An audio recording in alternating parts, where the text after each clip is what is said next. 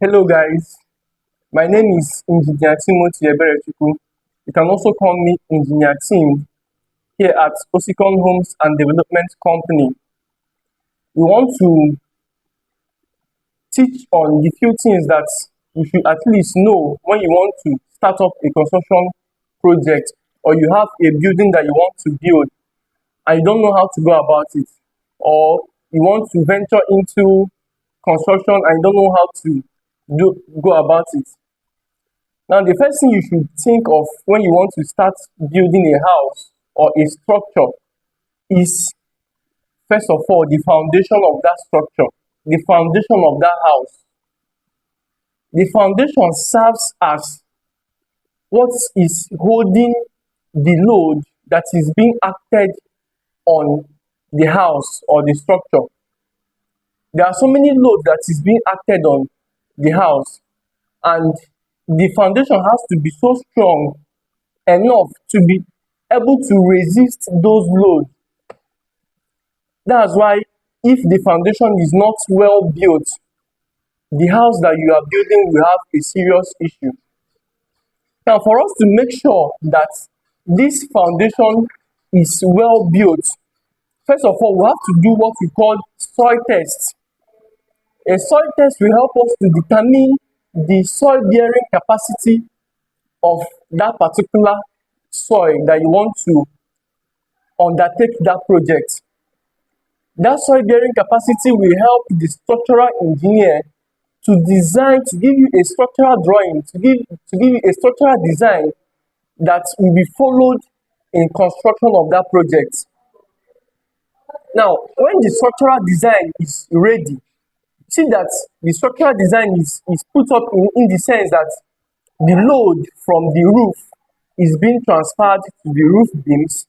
From the roof beams is being transferred to the columns. From the columns is now being transferred to the foundation. That's the substructure part of the house. Now that is for a bungalow. If it's for a story building, we have what we call slab. The column will transfer it to the slab, and the slab will transfer it to beams and to another column. Now, let's now use the bungalow simple structure as an example. From the column, the load is now being transferred to the foundation. Now, in that house that you want to build, there are two parts of it. We have the superstructure and we have the substructure. The superstructure is every part of the house that you are seeing with your eyes. And the substructure is the part that you are not seeing. And the foundation is part of the substructure. It is the foundation that helps to keep the house stable. Now, when the load of this house is now being transferred from the column, it's now being sent down to the foundation, and the work of the foundation is now to transfer this load down to the soil. The soil now receives this load, and makes what it helps to do now is to evenly distribute that load, and the house will be stable. Now, if you don't transfer the load evenly to the soil, you see that there will be a failure in the foundation of that house. That's why one of the major functions of the foundation is to distribute load from the superstructure down to the substructure and down to the soil. Now, the soil can be able to receive it without failure. Okay, some of you might ask, what's the soil bearing capacity that I talked about? The soil bearing capacity is the maximum load a soil can bear before it fails. Its failure is shear failure. That's, in a layman terms, if you put up a load, if you exert a load on a soil, that's the maximum load that will make it before it now collapse and fails. Now, we need to determine that so that we can know how we can do our structural design and make sure that the house that you want to build or the structure that you want to build stands in the long run.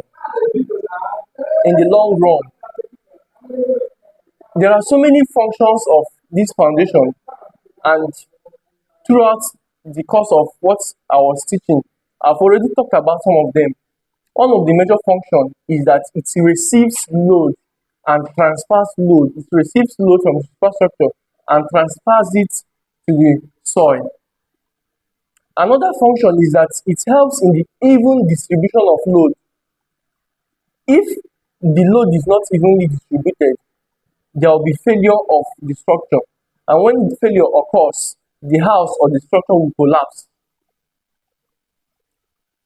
Then another function it does after evenly distribution of the load, it helps to reduce the point load that is coming from the column down to a distributed load.